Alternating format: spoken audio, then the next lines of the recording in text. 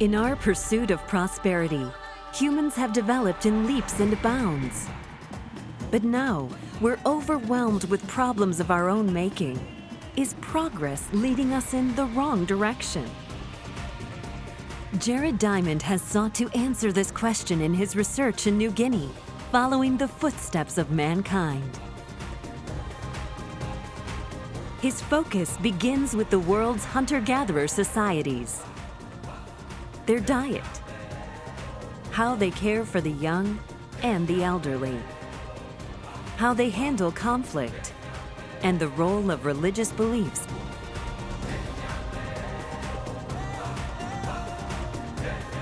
Joined by tomorrow's generation, he looks to traditional society for solutions to problems of our modern world. In this series of lectures, Jared Diamond takes his students on a journey, exploring the essence of human societies.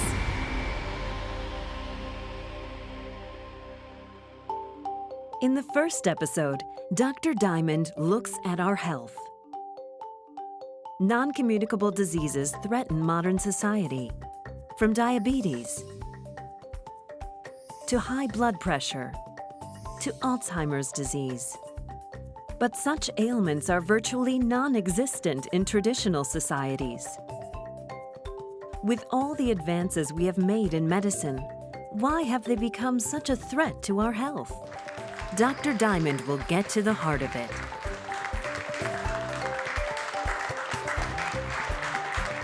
He's delivering today's lecture at a community cafe and health food store in Los Angeles. Good morning, everybody. Good morning. It's great to be with you today. We're going to be talking about differences between the modern societies that we're all used to and the traditional tribal societies that have been on Earth for millions of years. Traditional societies still exist in some remote places like New Guinea and the Amazon. We'll talk about why they're so fascinating, but we'll also talk about what we can learn from them, because they do some things better than we do those essential human things.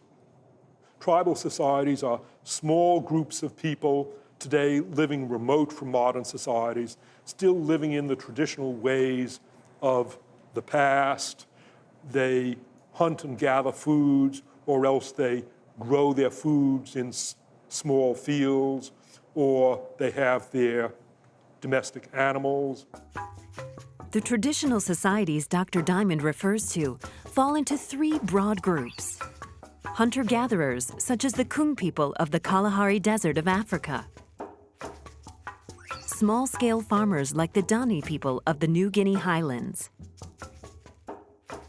And herders, such as the Kyrgyz people of Central Asia. Across the world, groups like these continue their traditional ways of life. I've made 30 trips to New Guinea beginning in 1964. This is me in January. This is in the interior of the island of New Guinea. I had just arrived in this tribal society, and the men have their bows and arrows. This is a man of the Katengban tribe from the highlands in the interior of New Guinea. He's in his traditional dress. He's not fat. He looks muscled like a bodybuilder. He's decorated with some plumes, doesn't have much in the way of clothes, but all of those clothes he made himself. At Yalban, nobody at Yalban has ever been outside of New Guinea. And until a few years ago, they had never been far outside of Yalban. Yeah. How did you end up going to New Guinea for the first time? I went to New Guinea for the first time when I was 26 years old. I was young, ignorant, risk-taking, stupid, and adventurous. After the Peruvian Amazon, what's the most exotic, wildest place in the world? It was New Guinea, because there were lots of uncontacted people then. So I went to New Guinea initially for the adventure, but to study birds, because New Guinea has the world's most beautiful birds. And once I got to New Guinea, I fell in love with it.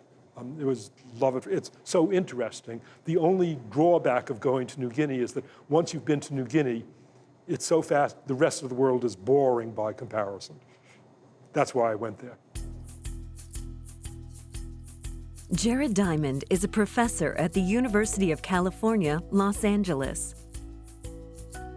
He won the Pulitzer Prize for Guns, Germs, and Steel, in which he outlines his own unique theory of how civilizations expanded. In The World Until Yesterday, he draws on his experiences in New Guinea to take a deep look at traditional societies. For tens of thousands of years, we all lived as hunter-gatherers. How have we evolved since then? Dr. Diamond believes that the answer lies in looking at societies which continue to practice this traditional way of life.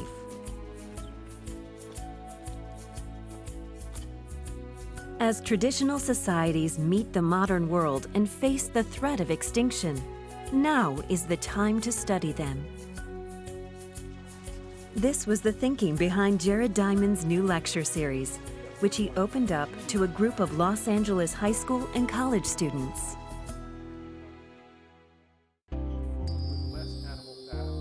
First, he looks at our eating habits, starting from the time we were all hunter-gatherers. Perhaps the most basic thing that you would want to learn from any society is how to stay alive.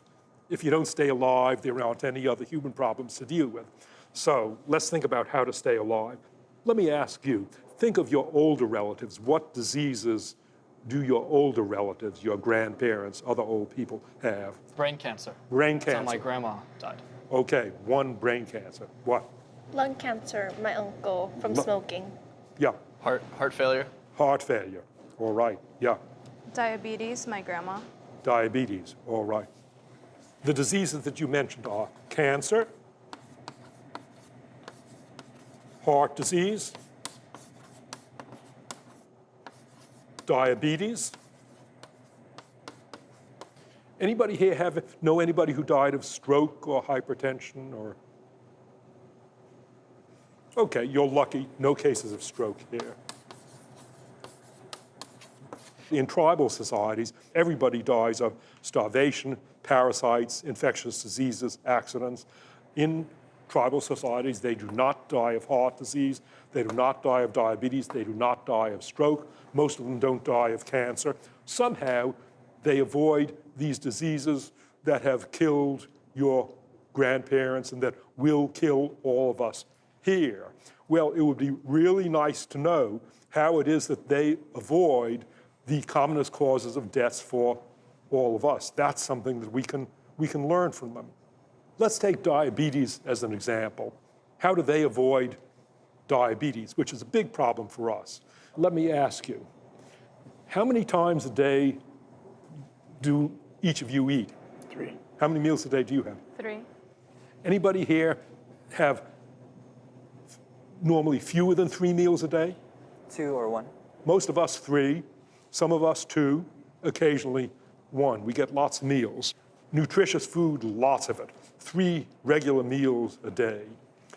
That's modern societies, but that's not the case for traditional societies. Traditional societies, they're lucky if they eat 2 meals a day, that's fantastic. If they eat 1 meal a day, they're happy. Africa's Hadza people live by hunting and gathering, not far from Mount Kilimanjaro.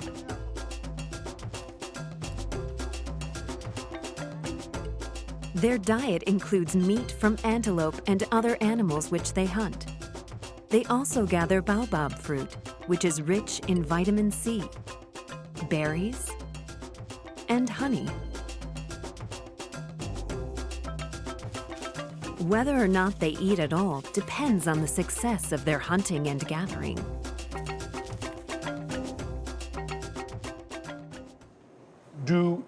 Does any of you usually go to bed hungry? I don't either. In traditional societies, it's normal to go to bed hungry. For example, one day in New Guinea about 50 years ago, I was with a group of New Guineans. We were marching all day. We climbed up a mountain. We didn't have food all day, and I had arranged for food to be brought up to us and meet us when we arrived at the top of the mountain. But we arrived just before sunset, and the carriers there was no food. And I thought, these people marched I thought I was going to be lynched, killed. No food. But instead, the New Guineans said to me, something, nothing. We go without food, no big deal. Don't worry about it. And the next morning, the food arrived. Well, for us, it is a big deal going to bed without food. But conversely, in New Guinea, sometimes they have enormous gluts of food when there's a particularly successful hunt. I remember a day on the island of New Brittany in New Guinea where the hunters with me happened to kill 1 pig and 3 cassowaries, big flightless birds, and lots of pigeons, about a dozen enormous pigeons. And so a group of us just gorged on this food, and we ate and we ate and we ate and we ate. I can't recall another occasion in my life when I ate so much. That's typical of tribal societies.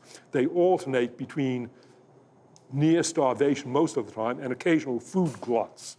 Every 3 months, they kill an elephant, and they have an enormous feast. And when they kill that elephant and they eat all that elephant meat, they release insulin. Insulin is a hormone which helps glucose, absorbed from food, move from our blood to our cells, where it is used for energy. It also helps us store excess glucose as fat. When food is scarce, our bodies use this stored fat as an essential source of energy. Thanks to insulin, animals and humans evolved to survive without eating daily. But we are like people who are killing an elephant every day. Most of us here, most of you have had 3 meals a day. You didn't kill an elephant, but you did have lots of good food to eat. And that means that 3 times a day you're releasing insulin. If you could keep releasing insulin 3 times a day, then gradually your body becomes resistant to your own insulin. And your sugar that you take in just accumulates in your blood. It spills over from your kidneys into your urine. That's what's called diabetes. The high concentrations of sugar in your blood then damage your nerves and you lose sensation. It's a gene that in the past was good and that today gives us a disease, diabetes, that tribal societies never got at all. Yeah. My grandma actually moved over from Vietnam to America. And before she moved over, she didn't have any diseases like those over there. But then when she moved over here, she started adapting, and then now her health has deteriorated a lot. She has type 2 diabetes now, and then she also has high blood pressure and cholesterol and such like that. I'm sorry, but that's putting a personal face on these tragedies that now affect billions of people around the world. And her experience is the typical experience. The first things that, when you move from Vietnam to the United States, the first things you get are diabetes and high blood pressure and heart disease. That's what happened as a result of the American lifestyle. But it's not inevitable. So here's a practical lesson. If you don't want to die of diabetes, what you should do is eat less, don't shovel in the calories, eat food with less animal fat and less sugar. If you do all those things, you will not die of diabetes. You've learned something from traditional tribal societies. Today's lecture is held at a community cafe in Los Angeles, where local people can get together and shop for healthy food. The cafe was opened 3 years ago by Andrew McDowell. A lot of the products that we're trying to offer folks are things that are clean, no high fructose corn syrup, do not allow anything that has heavy preservatives. We look at all of the ingredients, we check all of the labels, and we also look at the history of the companies and whether or not they treat their employees well, whether or not they treat the earth well. I'm impressed by making an economic success of yourself and waging an uphill battle when there's so much stuff that is appealing and cheap. It is a big challenge, you're exactly right. Trying to compete with a $2 price point or $4 or $5 or $7 full meal. And so we can get people to try new things and have new favorites. We do a kids cooking series over the summer, and we taught them how to use a lot of fresh fruits and vegetables. We showed them how we're growing them out back in our garden, where to buy them, and then how to prepare them. We've seen how the eating habits of traditional societies differ dramatically from ours. Now, Dr. Diamond asks the students to show him what they actually eat. Tell us about it, explain it to us. This right here is a breakfast that I ate recently. It is 2 eggs and 2 waffles. And then this is a sandwich that I made. That looks good. The stuff on the right looks to me like maybe it was soaked in fat. And did you add any salt? I did add salt on the eggs, yes. Very good. And did you feel hungry or satisfied I after? felt quite satisfied. Jane, how about you? This right here is a quesadilla, and then there's also a salad. And then this is a dinner that my grandma made, which is a traditional Vietnamese noodle soup dish. And this right here is nuoc mam, which is fish sauce. To me, Jane, it looks not only delicious, but very healthy. The only thing that I would be concerned about is that maybe it's a little on the salty side, Yeah, the fish sauce. but otherwise it looks very healthy. Did it taste good to you? Yeah, it did. Thank you very much. Let me give you an example of another disease resulting from lifestyle, which tribal people never get, but which kills lots of us modern people. None of you mentioned having a relative who died of stroke, but stroke resulting from hypertension. Stroke and hypertension is related to salt. Let me ask, who among you has a salt shaker on the table in your kitchen? Who among you ever sprinkles salt on your food? Is there any of you who never sprinkle salt on your food? We get salt from salt shakers, but in the highlands of New Guinea, there are no salt shakers. Jennifer, can you illustrate these amounts of salt that different people consume? This is going to be frightening. So this is a year's consumption of salt. Thank you, Jennifer. This is among Amazonian Indians, 1/20th of a gram per day. And this is in the Akita prefecture of northern Japan, which is the part of the world with the highest salt consumption. Average salt consumption is 27 grams per day. It's hard to draw exact comparisons, but in traditional societies such as the Yanomami, salt intake is very low. Salt tastes good, and we need salt. Well, salt, if it accumulates in the blood, causes hypertension, high blood pressure, and high blood pressure means that your blood vessels may burst and you die of stroke. Well, the evolutionary background to this is that throughout human history, we didn't have salt shakers. Salt, if you were not living on the seacoast, you had to make in this elaborate way of New Guineans. These are the Dani people of the New Guinea highlands. Traditionally, their only source of salt was the water of a salt spring far from their village. They extracted the salt by soaking the bark and leaves of trees in the brine, and then drying and burning them. The resulting ash was the Dani people's precious salt. The result is that in the highlands of New Guinea or among Amazonian Indians, salt consumption is tiny. And so the problem throughout human history was getting enough salt and not losing your salt. We evolved kidneys that are very efficient at saving salt out of urine so that you don't lose salt in your urine. And that's great as long as you're a tribal person without salt shakers. But once you get into the modern world and you've got salt shakers and it tastes good, so you shovel in the salt every day, you end up with high blood pressure and stroke, and you risk dying of stroke. So don't use a salt shaker, and avoid processed foods. Processed foods that you get in the market tend to be high in salt. There are some countries that are concerned about their citizens dying at early ages of hypertension. In Portugal, the government launched a salt reduction campaign targeting high blood pressure and heart disease. In January 2019, it became prohibited for 100 grams of bread to contain more than 1.3 grams of salt. If you don't want to die of stroke, don't use a salt shaker. I don't have a salt shaker in my kitchen. I have not sprinkled salt on my food in recent years, perhaps 10 years ago was the last time I sprinkled salt on food. And hypertension. You don't have to die of hypertension. Tribal people don't. Taking a break between lectures, Dr. Diamond enjoys getting to know the students. Today, he talks with Catalina Vasquez, whose parents immigrated to the U.S. from Honduras and El Salvador.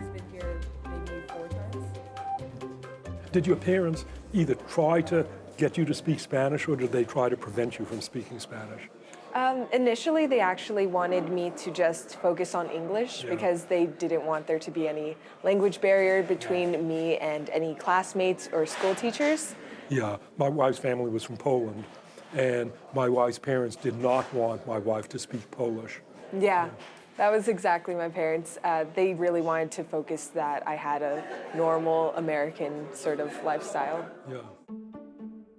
Catalina just graduated from high school and is passionate about gender equality issues. She and her friends have organized numerous events for the empowerment of women. In the world that you live in, how much pushback, static against women do you encounter in your life? I encounter a lot because I believe in just the culture I've been raised in. Women are to be submissive, to kind of just be a servant, which I feel is really insulting. And my mother has kind of fallen into that narrative due to how she was raised similarly. But ever since I began my own search of women empowerment, she's kind of supported that and started to kind of question her own ways of life.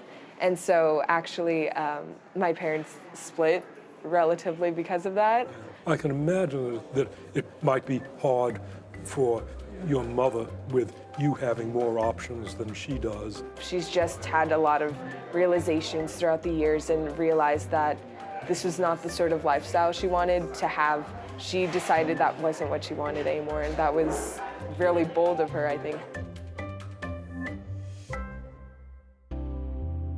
Earlier, Dr. Diamond explained how the diets of traditional societies fit with human evolution. Now, he'll explain what we can learn from the way people in traditional societies speak multiple languages. The last health problem that I mentioned is Alzheimer's disease. Who among here has had the unhappy experience of knowing anybody who was suffering from Alzheimer's disease? Most of you. In my own circle, within the last year, 4 of my closest friends have ended up with Alzheimer's disease. Alzheimer's is a mental deterioration with old age. It's uncurable. It's due to lesions in the brain. There was a study in senior citizens' homes in the Canadian city of Toronto, where a psychologist and a doctor together interviewed these old people, looking for correlations of symptoms with having or not with diet and lifestyle and other things. The only thing that correlated with not getting symptoms of Alzheimer's disease or getting them later was being bilingual, speaking multiple languages. Dr. Diamond brings up a study examining 211 people diagnosed with Alzheimer's disease. The study found that in people who were bilingual, the onset of Alzheimer's came on average 5 years later than in people who were monolingual. You may say, why does being bilingual protect you against Alzheimer's disease? Well, just think of it. If you're bilingual, every time you think or speak or dream, you have to remember the rules. You don't do it consciously, but you switch in a fraction of a second, depending upon the rules. For example, the word burro. Burro in Spanish means donkey. Burro in Italian means butter. And so if someone says to you, burro, within a few milliseconds, you remember whether you're using the Spanish rules or the Italian rules. Being bilingual forces you to put more effort into thinking and dreaming and speaking. It's constant exercise for the brain. You got to think unconsciously, what are the rules?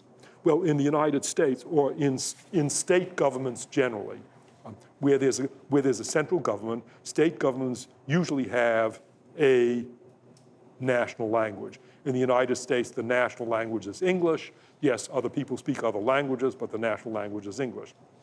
But that wasn't the case in the past. Each tribe had its own language.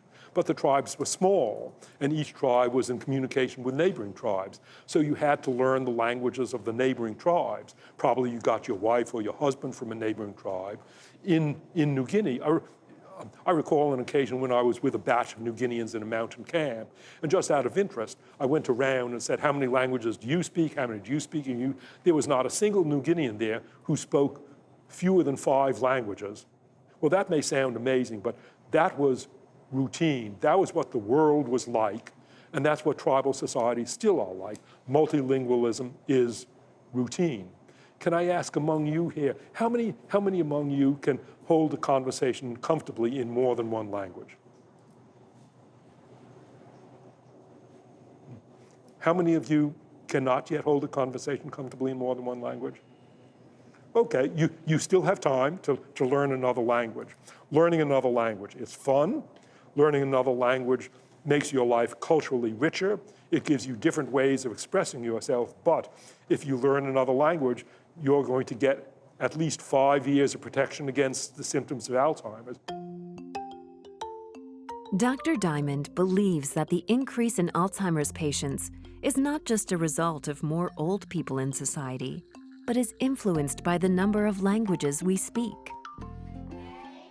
He suggests that rather than limiting ourselves to our national language, we should learn others that are related to us culturally. Yes. Would you say that traditional societies have many leisurely activities, or is it just mainly a daily struggle to survive, or like hunt to survive? Very good question. Are traditional societies working hard all day long, just struggling to survive, so they have no leisure time? No, they have lots of leisure time. They probably have more leisure time than you and I do. They have lots of leisure time, and they spend their leisure time talking with each other. They don't have cell phones. They don't have internets. They're not doing text messaging. When you talk with a New Guinean, it's face to face. The two of you, you're a few feet apart. And I find that the social time in New Guinea is more intense. What we've seen today is things that we can learn that will, from tribal people, are things that will prevent you from getting the causes of death or the causes of ill health of your own grandparents and older people. You don't have to get diabetes. You don't have to get heart disease. You can reduce your risk of cancer by adopting a more tribal-like lifestyle while still enjoying your iPhones and your writing and your movies. Those are examples of how we can learn from traditional societies.